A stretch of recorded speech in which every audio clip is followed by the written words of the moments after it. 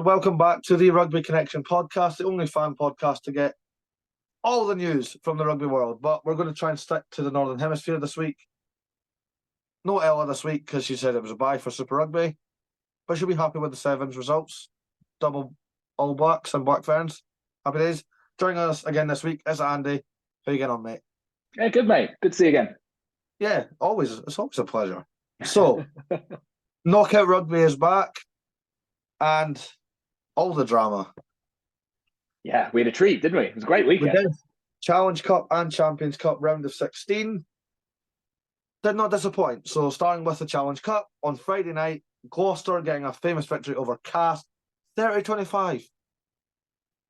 We expected Gloucester to win, but I think that might be a bit closer than we imagined. Because Cast, Yeah. I've always said Cast don't have great cardio. Every time I've seen them, it gets to 55, 60 minutes and they're just burnt out. To me, they always feel like the classic. You know, the thing about French teams in Europe is always, they don't travel that well. Castres is that team in my head. Like, Castres away is so difficult. Always was difficult in the pools, in the Heineken Cup. But Castres at home is a walkover.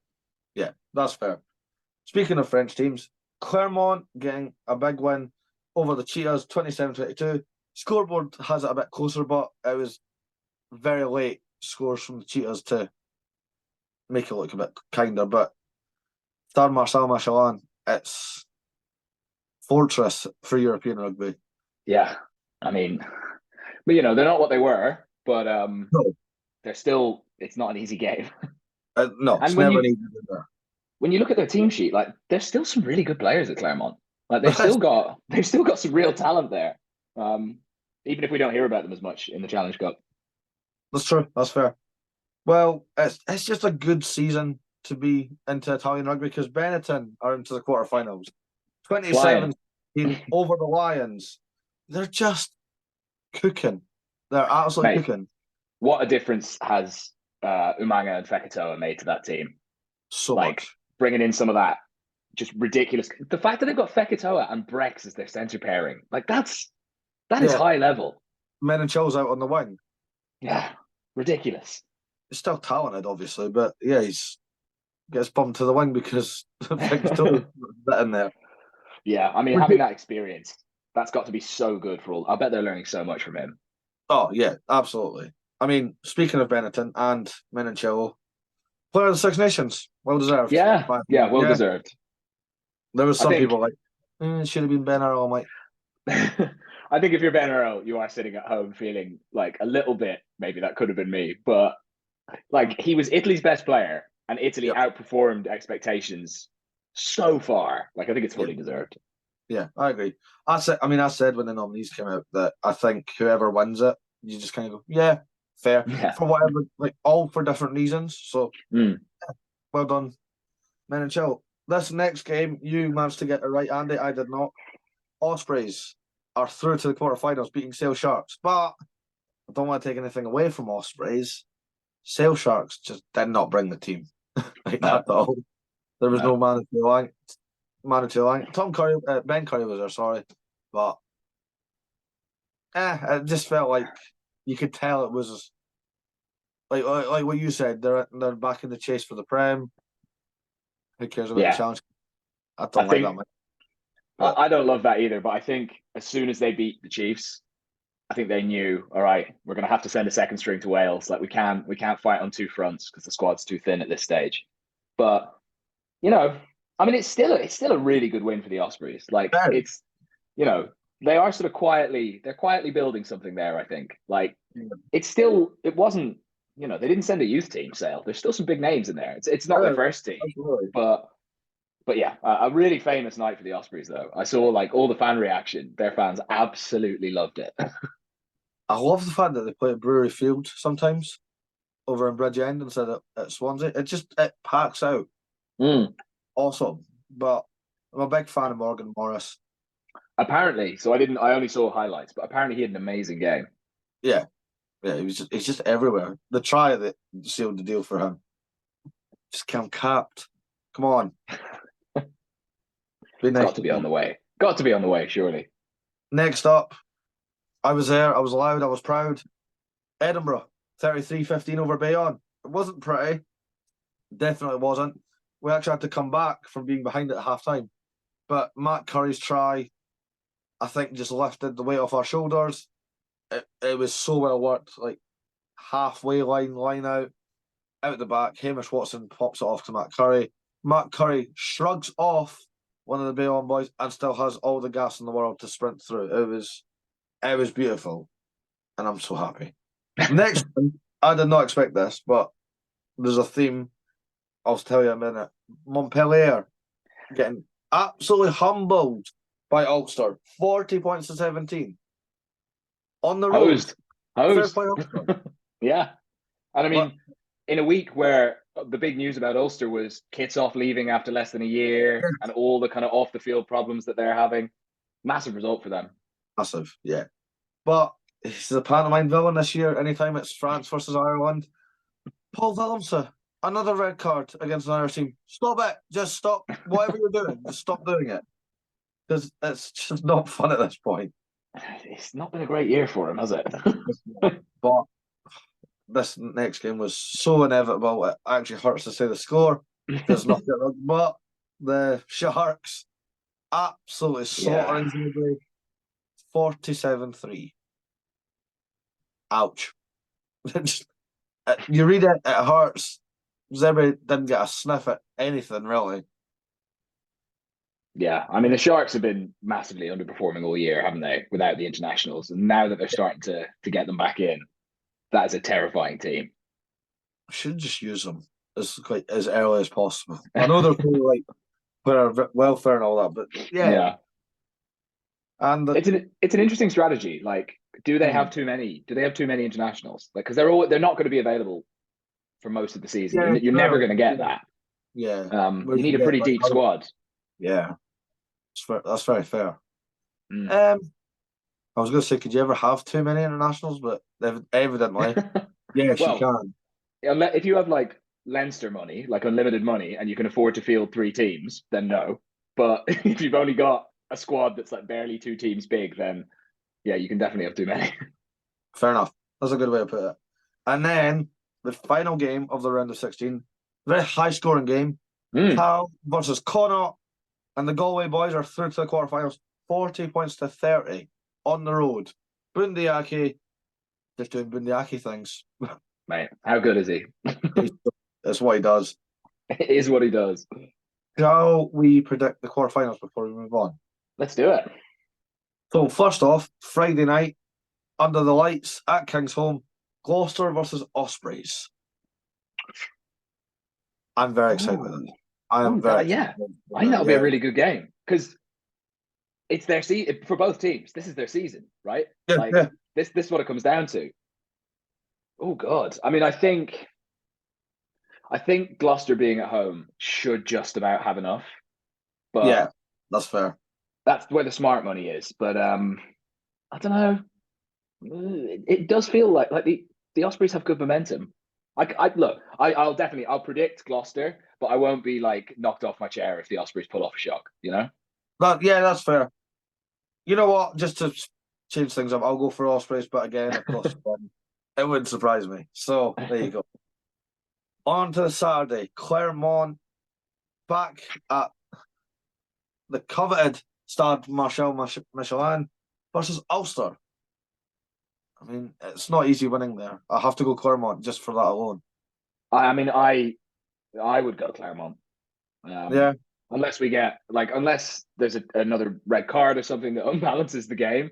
True. I mean, I can't imagine. Weren't Montpellier down to 12 at one point? Like, it sounds like their discipline was absolutely shocking in that game.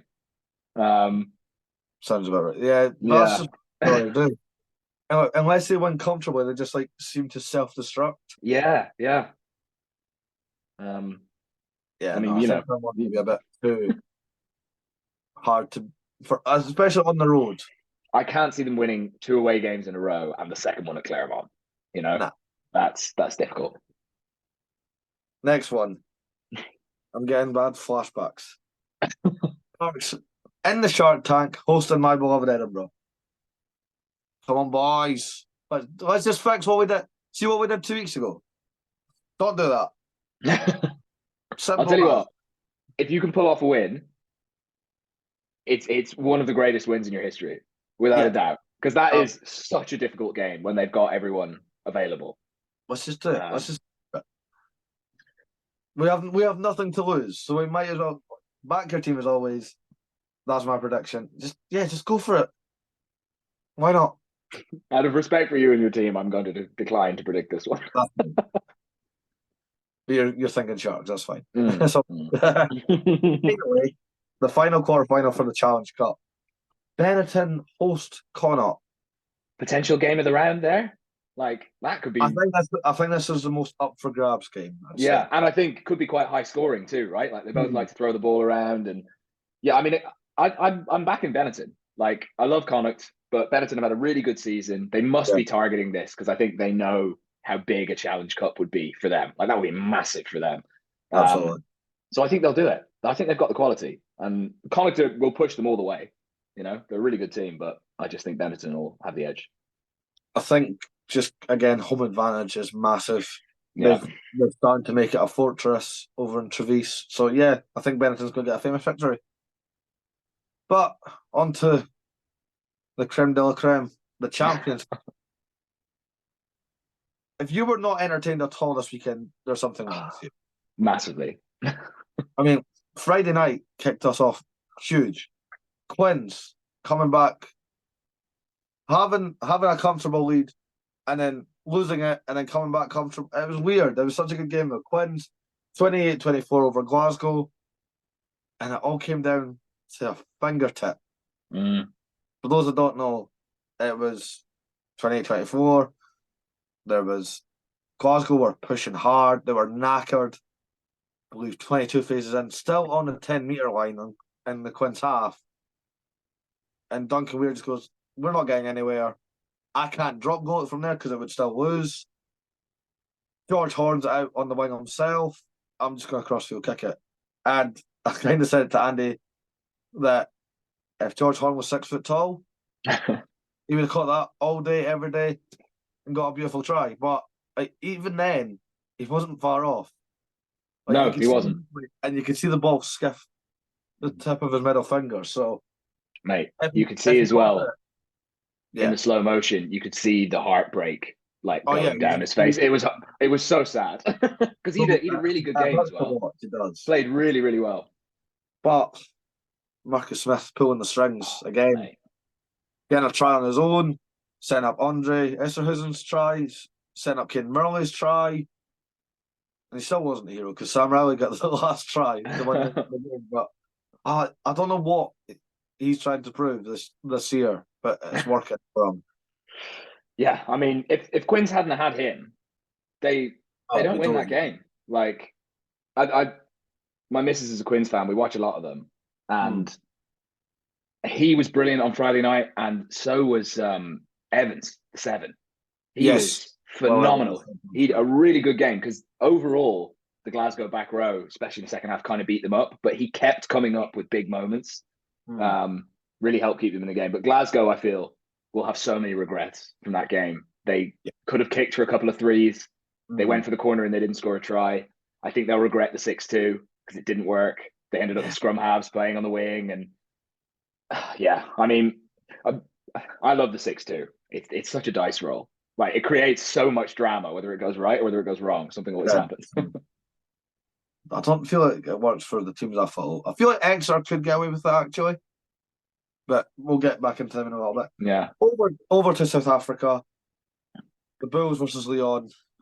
Jesus Christ. 59-19 to the Bulls. Man, I wouldn't want to have to go and play the Bulls at Loftus. Like, I would take, like, if you're hosting the Bulls. Yes. Very, very different proposition. But like, just the fitness advantage it gives them playing at altitude. And they're already a really good team anyway. And like, they don't need it, you know?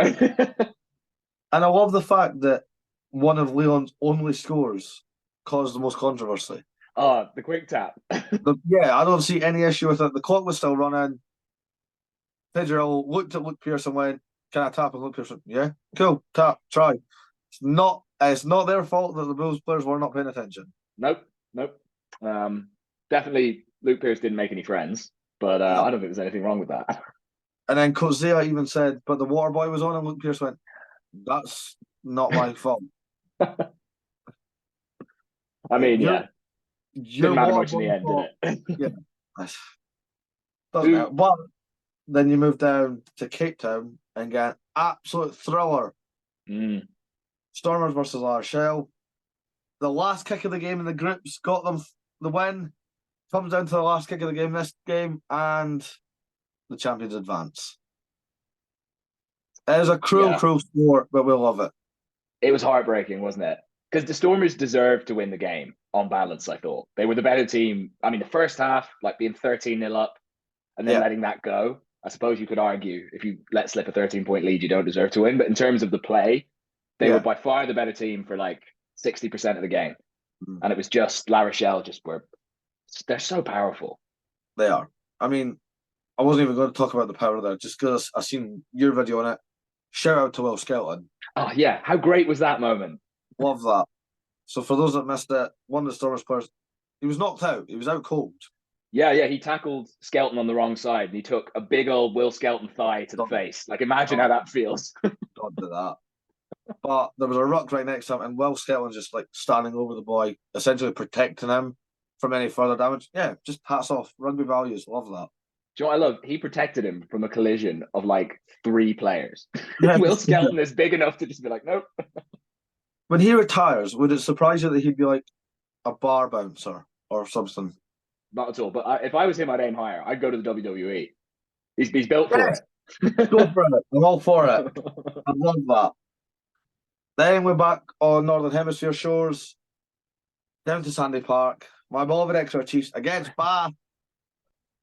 The weather did not help either team. It was so windy, it was ridiculous. Obviously, I hope Finn Russell and Cam Redpath get a speedy recovery. I don't know what happened with Finn. You were saying that it seemed like he's been niggling that or hiding that for a while. Yeah, I've noticed he's not kicked very much for Bath at all this season, like off the tee. And I've when you see that, my first thought is like, oh, he must be carrying something, because he's a high percentage kicker. I don't see why you wouldn't have him taking your kicks. True. And the way he walked off, it looked like a groin injury. I've had a couple, and so in my untrained eye, I'm going, yep, I know exactly what that is. I feel like Cam Redpath might be worse because he was like, his foot wasn't like was like levitating. He couldn't put any pressure on it. And then, like you go back to the cameras and like Finn's obviously annoyed because he's hurt, but he's walking about. Cam is sitting ice pack taped around the foot, and it's like elevated, so it's not great for them. But for my Exeter Chiefs, what a win! What a comeback as well. Can we talk about Faye Waboso? He will either outrun you or just run through you. I noticed, actually, a shout out, Ted Hill pacing him for the try in the first half. That was unreal. Did not expect that. No, me either. I did not know he was that quick. But, you know, Faye Waboso has that thing I love in a winger where it's like, it doesn't matter where the ball is. He finds a way to get involved. And he's like, he's an option. I mean, he carries so hard. They'll have like 2 or 3 lads on him and he's still making meters. It's amazing. Yeah, it's freakish. But the young lad's getting the job done. Greg Fiesel, the crucial try at the end. And getting being the one to kick it out as well. Awesome stuff. I always thought that must feel so good. Yeah, how about the Henry Slade kick? I feel for Ben Spencer because we've said that the wind was tricky. Ben Spencer had a kick in the first half, and it kind of like went out wide, came back in. It looked like it was going to go in, and then it went too far to the left. Second half, Henry Slade comes up the exact same area on the pitch.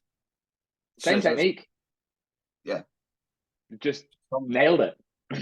I try to think how much practice you have to do, because you have to almost kick it into the wind on purpose. Yeah. I don't know how they measure it, because it's not like they have those conditions to practice in all the time, you know? Unless you get the big fan machine. But even still, maybe the Chiefs have one. Not a stretch, but Exeter into the quarterfinals. So both my teams are advancing, so I'm happy. And it happened again. Bordeaux. It did. Sorry, I shouldn't laugh. But it's like we were all stunned when they obliterated Saracens in the groups, and they're like, right, okay, but it's Owen Farrell's like last dance. There's a lot of players' last dance, and Bordeaux just went, and who cares? Beabury, Demorte's tries were unreal, fantastic, but 45-12. Mate, so many highlight reel moments. Like the try assist from the number 8 where he was getting tackled out of play and he managed to get it round the back. The quick tap where they had it like all pre-planned out. That was incredible. It's ridiculous. I don't know. We were saying it at the start of the groups. Is Bordeaux a dark horse? I don't even think they're a dark horse anymore. I feel like they are right in that mix. Yeah, they look like one of the best teams in the competition, and they've got so much power. Yeah, and I'm all for it. Yeah, I love it. Oh, and how good was I didn't know much about Garcia. I thought Bordeaux might struggle post Six Nations because of the Jalabert injury. Yeah, and how good was he? He's so good. He's like 22. Yeah, just keep an eye on the young French ones. Mate, they make out halves for fun. They do. Men's and women's. They just pump out great scrum halves and great tens. I'm like, is this some sort of joke? Mate, must be something in the food. Something in the food, something in the water, something in the wine. Maybe. That would have been better. Over to the Aviva. Leinster, isn't it? That's Leinster things. Leinster beating Leicester 36-22. Jameson Gibson Park.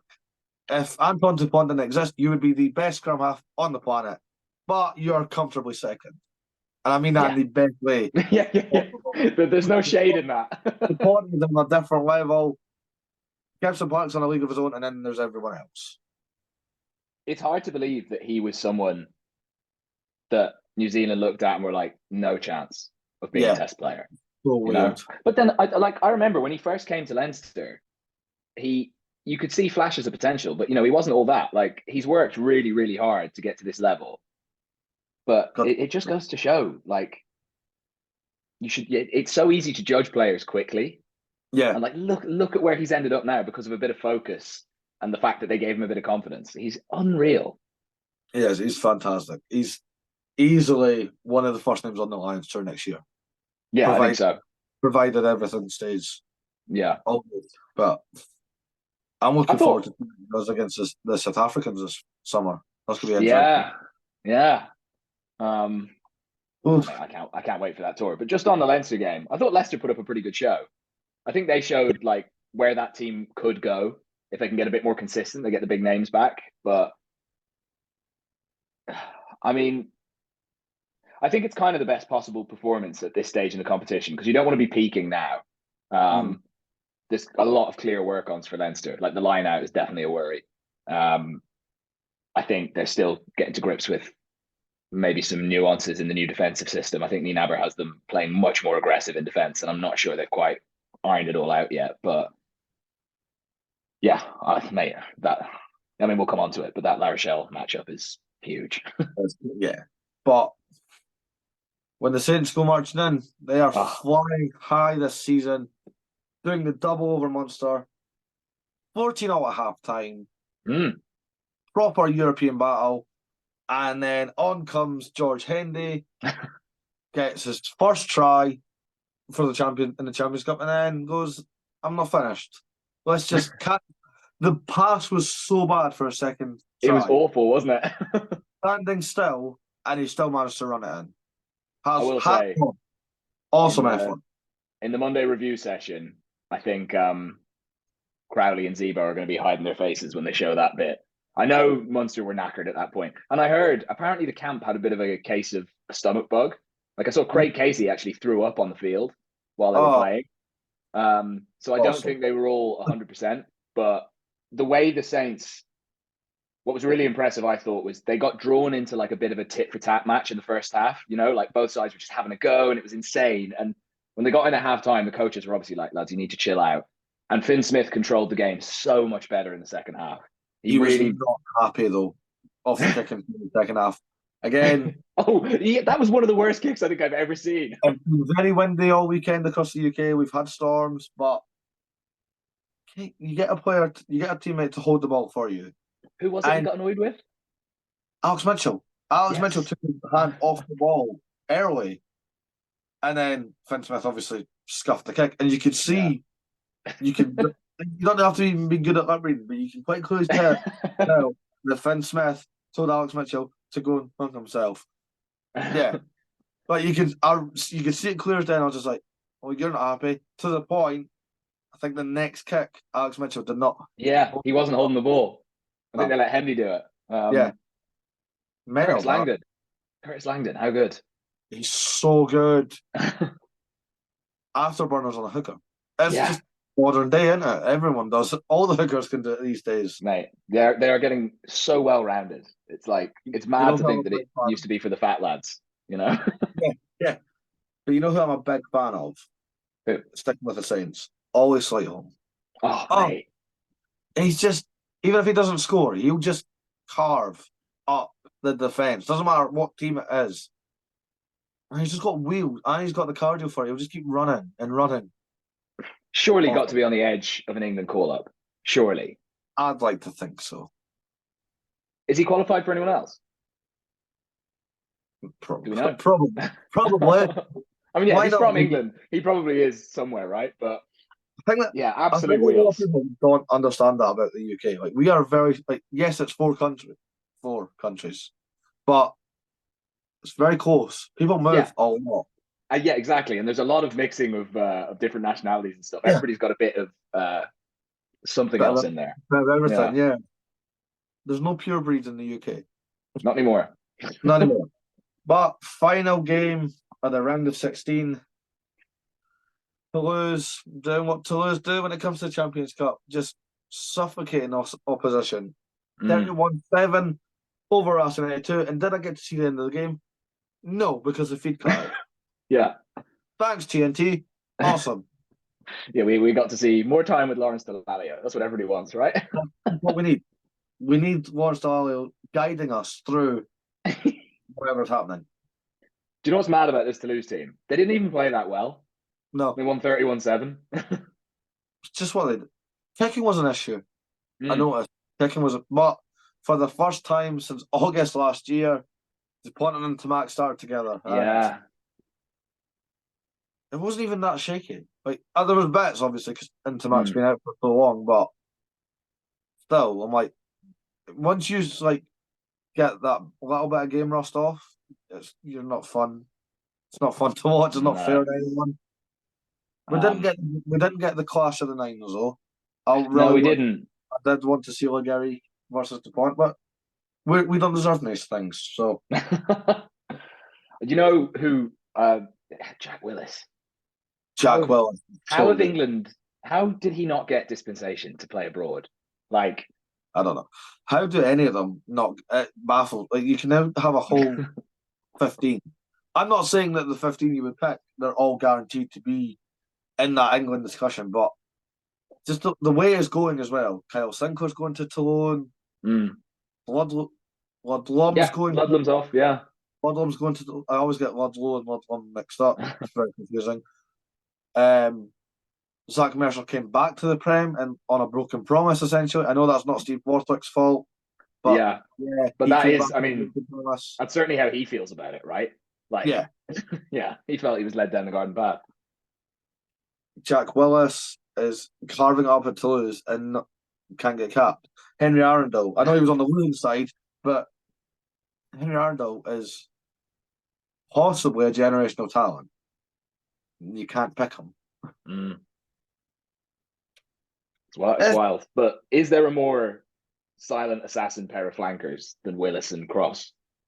Like, two guys who just kind of go about their business, nothing flashy, just absolute, like both an absolute menace at the breakdown, ripping the ball everywhere. Like, I love watching players like that. It's a nuisance if it's your team they're against, but as a neutral, it's awesome to watch. Yeah. Quarterfinals this weekend in the Champions Cup. They are tasty.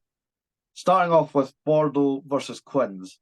I expect a lot of 3-4 rugby, but Bordeaux is just different gravy this year. Bordeaux get a comfy win, I think.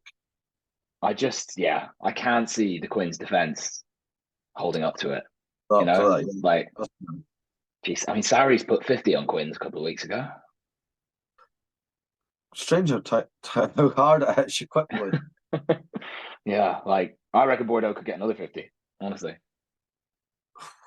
I don't want it to happen because it is like quarter final, but I can't see it being close anyway. No, me either. I can't see the next game being very close, and we all know the history is quickly becoming the rivalry of European rugby. Leinster at the Aviva hosting their old foes, La Rochelle. We did manage to get a win over them in the groups, but this is knockout rugby. Yeah. It's at the Aviva. We all know what happened the last time. And yeah, when we beat them in the groups, there was no Aldrit, right? They were struggling at the time. They're a very different proposition now. They're already Did you see? Yeah, O'Gara's taking them to Cork. Great minds. Ron O'Gara flew the boys out like as soon as like the draw was done. He was like, "Right, we're going Cork." Okay, Cork, just playing the fields of Athenry on loop for a whole week. Learn it, love it, embrace it. I do feel that La Rochelle is Leinster's kryptonite. Doesn't matter. It just feels like, especially based off last year's final, it doesn't matter what Leinster throw at them. La Rochelle just sit there and go, wait the now.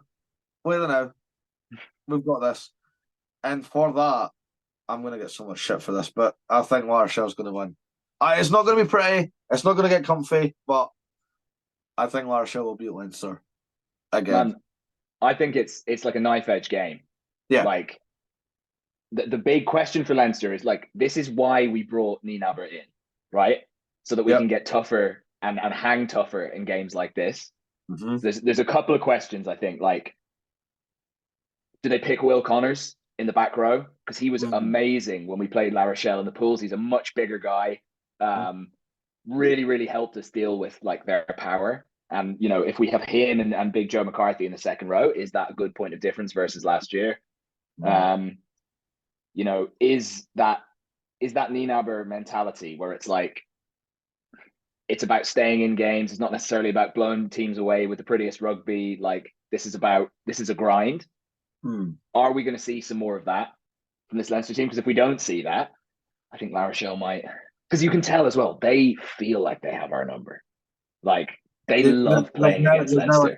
There's now an ego about it, yeah. Because the first time it was like, oh my God, we beat Leinster. And then it was like, we'll do it again. And they done it. And then obviously when they went back to back, it was the biggest comeback. Yeah. So it's now just like, it does feel like when they're full strength, it is like, you can't hurt us. Mate, Leinster have been losing to Will Skelton the entire time he's been in Europe. When he was at Sarries, they used to beat us all the time, and he was a big part of it. And now we're losing to him when he's at La Rochelle. I really hope. Go for the knee. Because it feels like Leinster need to win this one.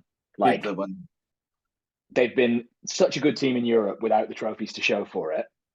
If they fail to beat La Rochelle, this narrative about Irish teams and knockout rugby, it's just going to carry on. Yeah. This next game, Saints, Bulls, Franklin's Gardens. I said Franklin's Gardens. The Saints are marching on. I think so too. The Bulls, I don't know what it is. I don't know if it's because we're not as high up, but just Bulls don't travel well. I don't know what it is. Even when they have the same team, you can put the exact same 15 out. It just doesn't work for some reason. The dynamic of the game must feel so different. When you're used to around 60 minutes, you starting to feel stronger and the other team starting to fall away. When that doesn't happen, that's got to be a real shock to the system. Like, has to be, yeah. I think a lot of South African fans, I think they like massively underestimate how tough Northampton are up front this season. Like, you know, you're not at the top of the Premiership when it's as competitive as it has been this season. If you're a light touch physically, it's just not possible. And I think a lot of Bulls fans just think they can blow anyone away. And I think they're in for a surprise. There's a big number 6 standing in the way. Oh, mate, how good was he, by the way, against Munster? It must hurt for England fans that he's just, I've had enough. Yeah. What a player. He's so good. A lot of players. I've never had a bad thing to say about Courtney Lawes. I absolutely love him.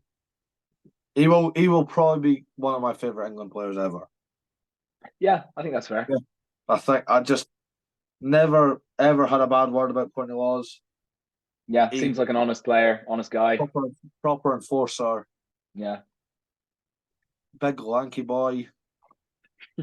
Not to be messed with. Yeah. Got blacked out tattoos. He's cool. He's awesome. He is. Yeah. I have a friend who played against him in high school. Apparently they only allowed him to come on for like 15 minutes because I think he was already at Northampton at the time. But just carnage apparently. Went to high and dry for 15 minutes. Yeah. But Saints want silverware this year, whether that be their second star in the Champions Cup or another Premiership title, because they've not had either for a while. Yeah. So they're out for silverware. I don't know where that is, so they're just going to have to keep going. Say La Rochelle beat Leinster. Does that mean Saints would be at home in the semis if they won as well? Because I know if Leinster win, they're at home the whole way. But Saints are one of the top seeds as well. So I think if Saints go through and La Rochelle go through, that would be Gardens. Yeah, or maybe a bigger stadium in England. I'm not sure how they'd do it. I can't see them doing Twickenham. I think that would be friendly. No. I feel like they would stand their ground. Like no. We're playing at our home. That's a nice fixture to think about, though. Potentially. Yeah. We still got one quarter final to predict. Yes. Toulouse versus my XR Chiefs. Let's go. We've already done it in France. Why not? I know it was Toulon. Totally different, but let's just go for it. There's no pressure on this XR Chiefs team. That's very true. We've actually went ahead of where we should be with the whole chopping and changing of the new troops, as we'll call them, coming in. But we should be at a quarter final in 2-3 years' time. So yeah, there's nothing to lose against Toulouse. Go for it. You'll put up a better fight. You're a better team than Racing. You'll put up a much better fight than Racing did. Oh, that just makes me feel so good. I mean, to lose away. It's not easy. It's not pretty. No, but you know what? Bath went there in the pools. Yes, and it was close. And they were in it for 60 minutes. Yep. And if they'd been a bit more clinical, they might have been in it for a bit longer than that. They could have taken it right down to the wire, which I kind of think is the best you can hope for away to Toulouse. So Exeter they're a tougher team than Bath. I know that. Yeah, we're grittier. I don't know if that's the right word, but I don't know. I just feel like if we can keep it tight enough, and there's a penalty, and you've got Henry Slade on kicking duty, this season especially, it just seems to line up. Do you know, it has been lining up for the Chiefs in Europe this season. That Munster game, that had the feel of something's going to happen with this team this year. You know what I mean? Yeah.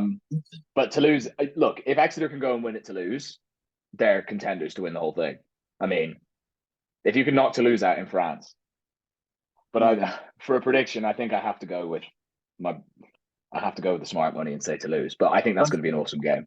I get where you're coming from, but yeah, I can't. I have to have my rose tinted goggles on. I have to. Of course. I have to back my team. I can't. I'm not saying it's going to be pretty. I'm not saying it's going to be a whitewash, but you were talking about them heavy earlier. Theo Bosso is going to be hard to stop. Yeah. Saying that, if anyone can stop him, it is Francois Cross, Jack Miller. Yeah. Get dirty. You get dirty. Get physical. Go for it. We have nothing to lose. Be a good watch either way. Oh, it absolutely will. And that's basically all the rugby this weekend. Any news? Oh yes, big news. We're finally getting a Club World Cup, kind of. Almost. Yeah.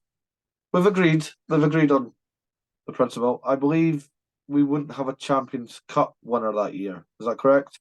Yeah. So they'll run the Champions Cup up until the last 16.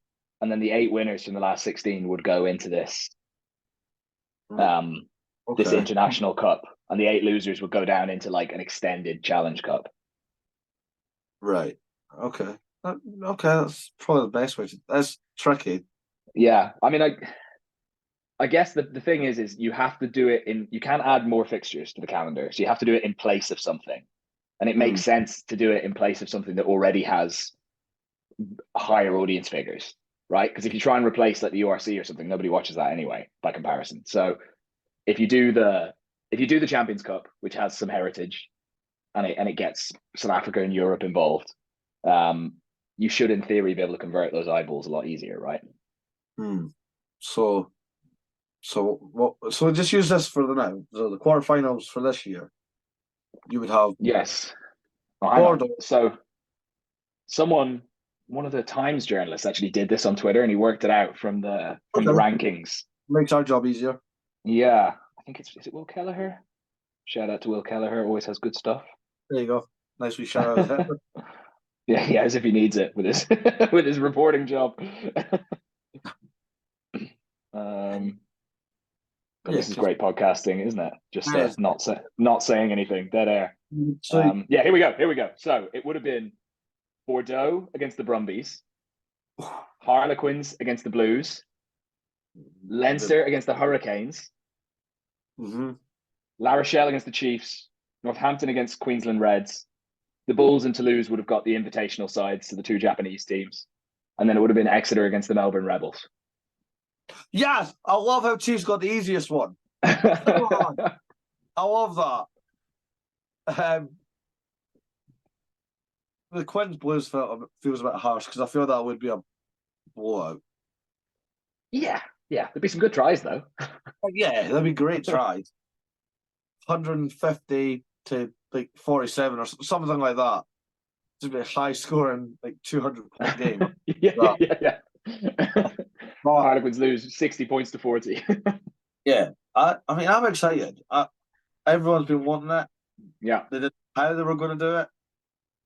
I think I did a video the other day about, obviously, with Georgia calling out Wales. Now, I know 2025 fixtures have already been done, so I would say, like, let's do this for 2026. I'm not in charge of World Rugby. I'm not even in the discussion. It's just the concept I did, and people were like, "But what about like logistically?" Oh, I don't care. Thought of the concept, that was it. So basically, Georgia beat Wales. Georgia are in the 2026 Six Nations. Whoever would finish last that year would play the winner of Rugby Europe in a one-off test in a neutral venue, either in the summer or in an autumn test, and then the winner is in the following year's Six Nations. So there you go. I've started Northern Hemisphere Rugby. Southern Hemisphere Rugby, I would add Japan and Fiji to the Rugby Championship. The Pacific Nations Cup is tricky because you have to have them on the Pacific. Yeah. So I think I picked like Chile. It would have been Uruguay, but Uruguay don't fall on it. So Chile, and I think I went Papua New Guinea just because they're in the same area as Fiji, Samoa. Right. And then again, you'd have 6th place of the Rugby Championship take on the winner of the Pacific Nations. Winner is in the following year's Rugby Championship. And everyone's like, that's a good idea, but what if, like, you need to understand time difference? I'm like, I don't. Like, that's not how this works. It's a concept, a bit of fun. It's just an idea. I think what I'm always surprised about with if you make a video talking about something like that, what I'm always surprised about is like people's first reaction. So many fans, people's first reaction is to be negative. Yeah. Like they've got, it's that thing of like people are always aware of the risks of changing something. No one is ever aware of the risk of keeping something as it is. And the risk that rugby has with keeping things as they are is it's just going to peter off into nothingness. Like everyone's going to run out of money. Like they've got to find a way to start building big money, start building bigger audiences. So yeah, like any changes like that, I'm all for it. Like, I mean, this idea to like globalize the season in the long term, that's got to be better for everybody. It has to be. But it's like, because I said Papua New Guinea, people are like, why them? I don't know. It's just it doesn't have to be them. It's just a team to fill in for a concept. Jesus. I was like, like the teams I've used, it doesn't. It's just an idea. Fill in the blanks if you want. I don't care. Like now, I'm doing because I've been ill. I've been doing lifetime 15s, and I need to hammer home. It's my lifetime from 1998 till right now. So when people go, "What about this player that played in the 70s?" Doesn't count. He's disqualified. He's too old. If there's one thing TikTok has taught me, it's you go to all this trouble and effort making a video, and like 30% of the people who do watch it don't read or listen. They hear like 2 words, and then they're like, I have something to say.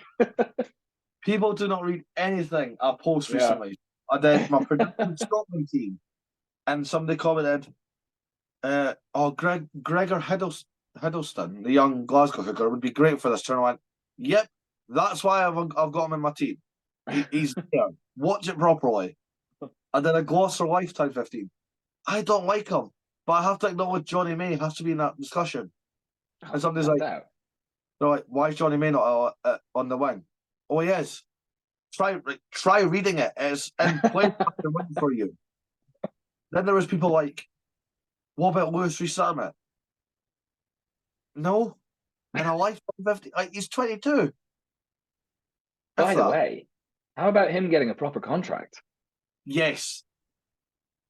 A bit old now, but yes, it's unreal. Fair play to him. I'm so surprised. I can't believe it. People are like, oh, but it's only for the training squad. I was like, yeah, no, 3-year contracts with the defending champions is not just for training squad. He's going to win a Super Bowl. The more I think about it, it's like they must be thinking about using him in some capacity. Because the other thing people say is it's all marketing. It's like the Chiefs don't need Lewis Rees-Zammit to market. Like he is a handy asset, don't get me wrong, but he's from a minority sport in the UK, right? He's not from like a huge sport. He's not a huge star. I reckon they think they can use him.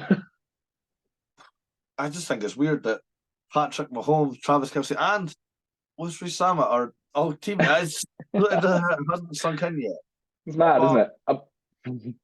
I did laugh at the fact, like, when the news broke that he was going into the international pool thing, that, like, some American content creators were like, the biggest name in rugby. I'm like, not quite. He's not quite. He's very the biggest name? Really? Yeah. And there was another one. Why don't you YouTube Artie Surveyor and tell me what you think? Yeah. There was another one that was like the best player on the planet. I'm like, really? Artie's going across as well? Awesome. Isn't it mad how quickly Rugby Star signs for NFL team turns into greatest rugby player of all time? Joins the NFL. You just hear it and I'm just like, but it's the same with, like, I think it's a joke on like that Pawn Stars or something. There's a Christian Pulisic jersey. Yeah. From Chelsea in the football. And they're like, who's he? And they're like, oh, he's the LeBron James of football. Like, he's not. Why have you given him that nickname? I guess if you're saying that it can only be an American because LeBron James is an American, then he's the LeBron James of football. It's so stupid. Oh, but you know what? Fair play to him. People that are talking negatively that he's left the sport high and dry. No. It's he said that he wanted to do it when he was younger, but he had to get into rugby to start. But even so, I don't understand how. Like, he worked hard to get into rugby. Nobody handed him a career in rugby, so he doesn't owe rugby anything. He competed like anyone else to get in there. He managed to get that spot. Fair play to him, and he's been able to leverage that into a spot in a bigger sport that he obviously has a deep personal connection to. Yep. Like, I don't understand why you'd be anything but happy for the guy. That's modern day, isn't it? It's like what you said about people that comment. They just find something negative. Yeah. I can't wait till he has his first NFL scandal. I wonder what they'll get him into. Oh, there's some juicy topics you could pick up. You could put. Maybe we'll stop there. There's a fair few that you could definitely pick from, but yeah, that's pretty much it. I don't think there's any other news. Oh, No, I reckon that's about it. Women's Six Nations is back this weekend because we had this stupid break last week. Scotland, England at the Hive. Oof. Scotland's first ever sellout for the women. Oh, yes, awesome. Fair play. Love it. I'll be there, loud and proud. Will it go our way? Probably not. And that's not me backing the girls. I have full faith in what the girls can do. They are constantly improving. But England have been professional for 10 years. There's a massive gap. The gap will close. I'm not saying it won't. But you know what? If the girls put out a show and there's positive to look from, there's always positives to look at. I'm telling people now, don't just look at the scoreboard. Because I think the first time I watched a women's rugby game, I did that. I wasn't really grim reading. I looked at the score and went, bloody hell. But the more I got into it, and the more, it's the same with anything. The more you learn about stuff, you understand the logistic side of things. And yeah, the girls in Scotland the whole team is now professional. We now have 2 semi-pro teams in Glasgow and Edinburgh, obviously. And that's now like a feeder system. So it's going to work. Rome wasn't built in a day. Yeah, but exactly, like Scotland are after a performance, right? Yeah, like that's what it's measured by. So absolutely, it's not. I mean, if we win, yeah, it's going to be fantastic. But, like, I mean, we were close against France. We are improving. I believe it's. I'm trying to think because it's the same fixtures as the guys, so it would have been Ireland, Wales this weekend, I believe. Yes. Yep, that sounds right. Week 3, yeah. So that's a very good game. Ireland are improving massively compared to last year. Bit unfortunate not to win, but Eva Wafer, player of the round, last round in round 2. So there you go. Wales are pushing now because they got that defeat to Scotland, and they got humbled by England. But again, you're going to get beat by England. The way the war, like if you look at women's world rankings, there's about 8 points between England and Black Ferns, and Black Ferns are the world champions. It's you can't catch them. Like even looking at it, I'm like, So they're just world number ones indefinitely, just forever. And Italy taking on France.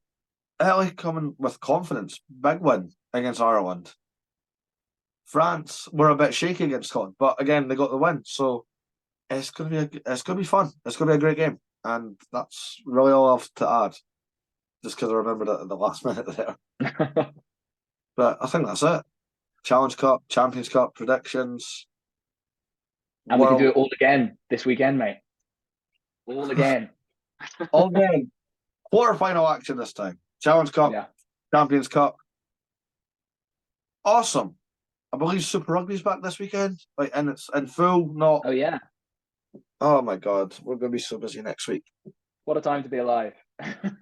What a time to be alive. It's the end of the season, isn't it? So every game means something. Well, look, hopefully next week you and I aren't both dejected after quarterfinal exits. I mean, I've got 2 chances. That's true. Both ridiculously tricky. None of them are the easy draw. I've got my boyhood team going down to South Africa, and I've got my beloved Exeter Chiefs going to the most successful European team. Awesome. Yeah. We've just got to deal with the back-to-back European champions, you know. Easy. Light work. Easy work. All right, man. But always a pleasure, Andy. And yeah, same to you, mate. Rugby Connection podcast, YouTube, Spotify, Instagram, TikTok. Follow us. Subscribe, comment, get involved. We'll see you next week. See you next week, guys.